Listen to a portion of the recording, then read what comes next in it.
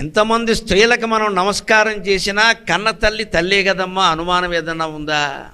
అలాగే ఎన్ని రకాల మనం దేవుళ్ళకి నమస్కారం చేసినా మన ఎలవేలుపే మన అసలైన దైవం, మన ఎలవేలుపే మన అసలైన దైవం. మీకు మీ అత్తగారి ద్వారా, వారికి వారి అత్తగారి ద్వారా వస్తుంది. గృహప్రవేశం అప్పుడు అదే పటం పట్టుకుని వెళ్ళాలి. నాకు ఇష్టమైన సినిమా హీరో పటం పట్టుకుని గృహప్రవేశం చేస్తానంటే కుదరదు. ఇక్కడ ఈ ఇష్టమైన దేవుళ్ళని పట్టుకెళ్ళకూడదు గృహప్రవేశం అప్పుడు. ఈ కొడుక్కి కోడలకి అత్తగారు ఒక పరంపర ఉంటుంది, సంప్రదాయం. ఆ విగ్రహం ఇస్తుంది, అది పట్టుకుని వెళ్ళాలి. తర్వాత ఇంకేమైనా పెట్టుకో, కావాలంటే 4 పిల్లలు పెట్టుకుని 4 విగ్రహాలు పెట్టుకో, తప్పదు. కానీ మూలం ఇదే. పూజా మందిరంలో కూడా మూలస్థానంలో మన ఎలవేలుపే ఉండాలి. ఎలా అంటే ఇలు అని అర్థం, ఇలువేలుపు. ఈ ఇంటికి, ఈ కులానికి, ఈ వంశానికి ఒక వేలుపు ఉన్నాడు. ఇక్కడ సమావేశమైన అందరిలో 90% మందికి కాదు, దాదాపు అందరికీ శివుడే ఎలవేలుపు, అనుమానం ఏం లేదు. అందులో సదాశివపేట పేరే అది.